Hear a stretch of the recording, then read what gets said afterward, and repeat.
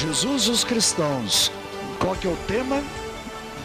Templo de Deus, moradia do Espírito.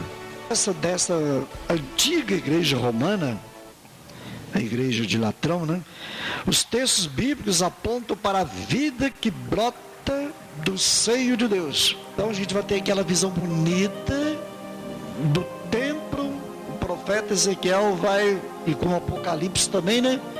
Vai jorrar um rio. Esse templo, anunciado por Ezequiel como fonte de vida, que antigamente, gente, era o povo vivia nas tendas lá com Moisés, Abraão, Moisés, Jacó, até com Davi fazer uma igreja, templo, até chegar Jesus falar: eu sou o corpo de Deus, o templo de Deus, caminho, verdade e vida. Agora a comunidade que é o templo de Deus, anunciado por Ezequiel, fonte de vida, tornou-se, na época de Jesus, fonte de exploração e morte. O Messias declara seu desaparecimento. Lembra aquela história do vinho? Acabou. E aquela água, coisa antiga, todo o Antigo Testamento acabou.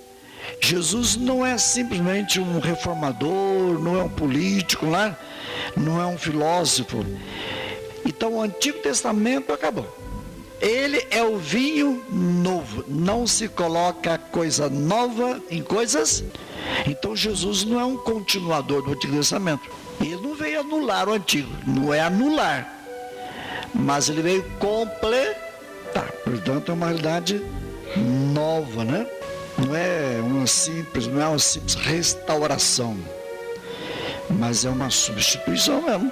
Um vinho novo. Um novo templo onde Deus se encontra e se manifesta plenamente. Deus não existe como matéria, Ele é Espírito, então Ele é um todo, nós somos relativos, né? Agora, a vida é eterna antes da terra, durante e depois. Existir aí é material, né? É um controle, gente. Deus não é filosofia, Deus não é teoria. Os judeus falavam: bom, para aproximar de Deus nós temos que cumprir a lei. São Paulo, Jesus meteu o pau na lei. Meu filho, não é pela lei. O que é que justifica? O que é que nos aproxima de Deus? O amor. Quais são as 3 coisas que tem no cristianismo que não tem nenhuma outra religião? O amor, perdão e ressurreição. Jesus é o templo de Deus, né? Onde Deus se encontra e se manifesta plenamente. Estou no Evangelho. Então a gente vê como que Jesus, né? Toda a plenitude, toda a caminhada, séculos para chegar nele.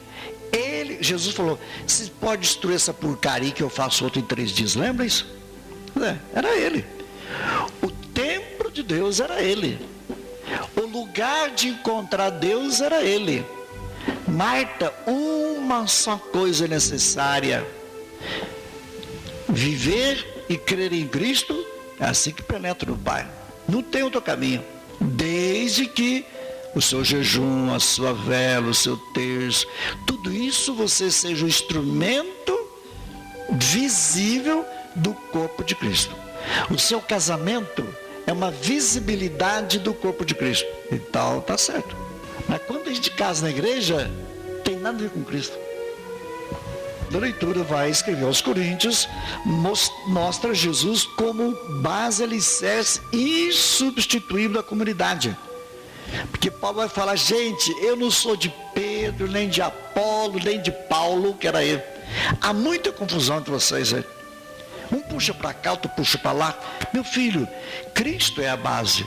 Não é nem Pedro, nem Paulo e nem Apolo. O mesmo erro pode estar acontecendo.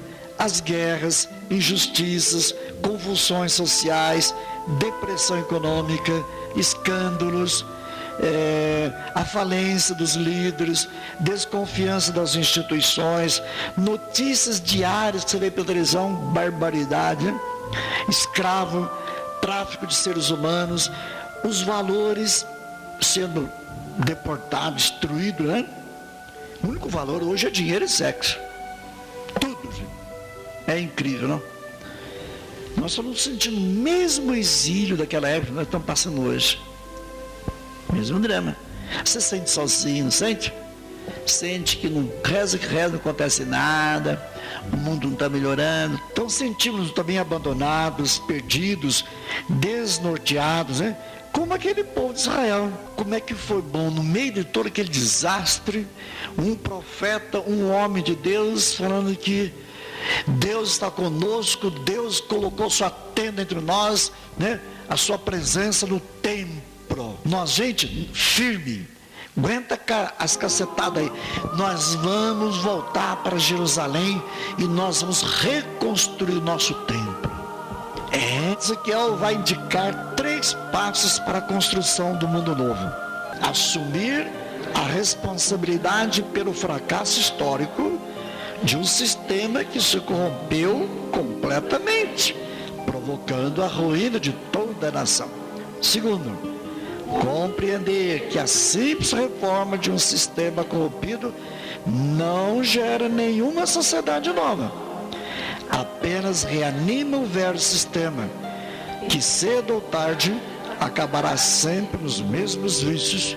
Terceiro, converter-se para Javé, assumindo o seu projeto, e a partir daí construir uma sociedade justa e fraterna, voltada para a liberdade. O novo, vislumbrado pela conversão. Deus está no meio do seu povo. Ele vai apontar, né, como no Apocalipse, né, a nova Jerusalém, né?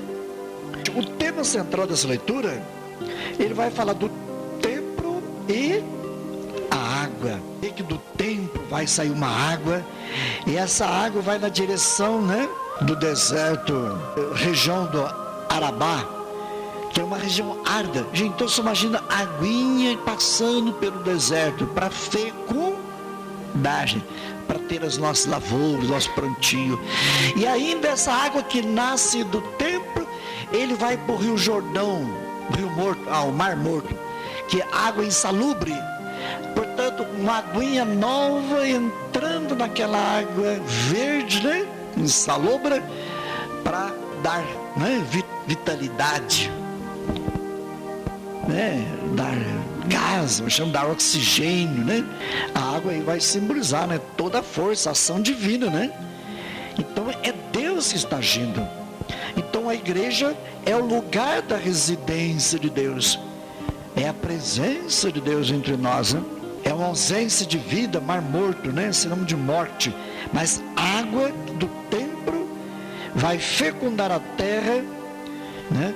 E vai sanar tudo. Então vai dar árvores frutíferas. E Deus reside no meio dos homens, derrama continuamente sobre eles a vida e abundância. É um convite à serenidade, à confiança e esperança. Então está aí os sacramentos, né?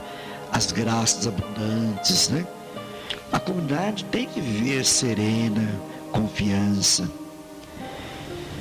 O mundo não caminha para um beco sem saída. Deus está presente em cada passo da caminhada histórica da humanidade. Gente, aconteça o que acontecer,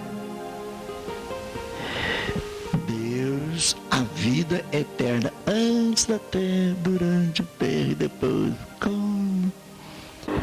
Se Deus reside no meio dos homens, derrama sobre eles vida e abundância, porque existem na história do nosso tempo tantos pontos negros de miséria, de injustiça, de exploração, de sofrimento? Gente, essa dúvida nós sempre temos, né? Não é Deus que falha, são os homens que estão utilizando a sua liberdade. E nós estamos recusando a vida de Deus que oferece. E nós estamos preferindo construir a história humana de acordo com os esquemas do egoísmo e do pecado. A gente reza o texto e joga na loteria. Meu filho, loteria é esquema do mundo, não é esquema de Deus. A presença de Deus na nossa história tem um impacto real na forma como no dia a dia se constrói o nosso mundo.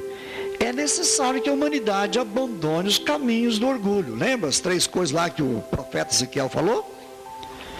Não é questão de simples reforma, né, gente? Não é assumir que o fracasso histórico veio, é ruim, né? É nós que provocamos, não é Deus. E não basta uma simples reforma. O importante tem que acontecer uma conversão. O projeto de Deus é vida e liberdade. Para o seu dinheiro ser abençoado, você tem que colocar o seu dinheiro. Então o dinheiro não é mais seu. O capitalismo, gente, nunca vai formar comunidade. É necessário que a humanidade abandone o caminho do orgulho, da autossuficiência, aprender a escutar com humildade, simplicidade, as propostas, desafios de Deus. Jerusalém, então todo aquele sonho do profeta Ezequiel, né, já estava sendo concretizado, né? Já estava existindo lá em Jerusalém. Então na Páscoa enchia de peregrinos. Por isso que os fariseus fizeram tudo tramar a morte de Jesus na festa da Páscoa. Era a maior festa principal, era uma recordação da libertação da escravidão do Egito. O povo ia para Jerusalém, festivo, aquela festa popular, né? Multidão de gente. É ali que as lideranças religiosas, econômicas e políticas exploravam o povo. O povo vai para Jerusalém para celebrar a libertação, mas é lá que se encontra a exploração. Parece que Deus está de acordo com tudo isso. Será? A Páscoa não está sendo mais a festa do povo, que era para celebrar e reviver a libertação, mas tornou-se festa das lideranças exploradoras, gente. Questionar a situação, o templo de Jerusalém, né? Jesus vai inaugurar os templos messiânicos no 14. Então a situação econômica daquele tempo, né? A maioria das terras da Palestina estavam nas mãos dos latifundiários. Lembra? A elite religiosa, os sumos sacerdotes e os anciãos. E moravam em Jerusalém. Jesus vai declarar inválido todos esses sacrifícios,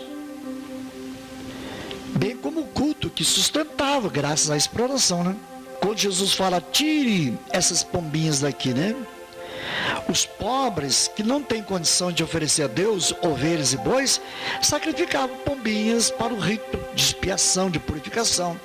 O culto proporcionava enormes riquezas à cidade de Jerusalém. É ela que sustentava a nobreza sacerdotal, o clero e os empregados do templo. O gesto de Jesus toca, portanto, um ponto nevrálgico. Então a gente perceber, quando Jesus fez aquele gesto, foi a última coisa que Jesus fez aqui na terra. Naquela mesma tarde, já knockner. Aí acusação, condenação, sexta-feira, pum, na cruz.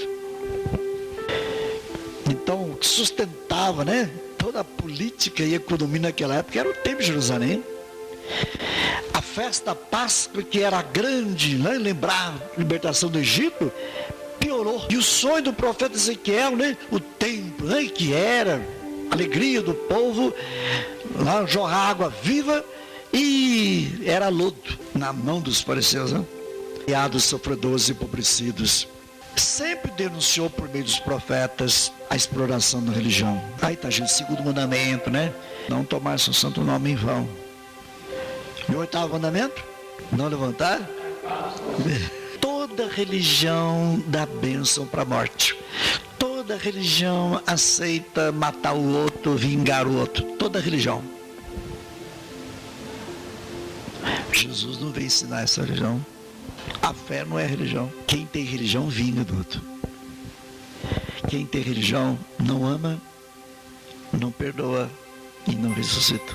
Perigo que nós estamos hoje de identificar Jesus com uma filosofia que você gosta.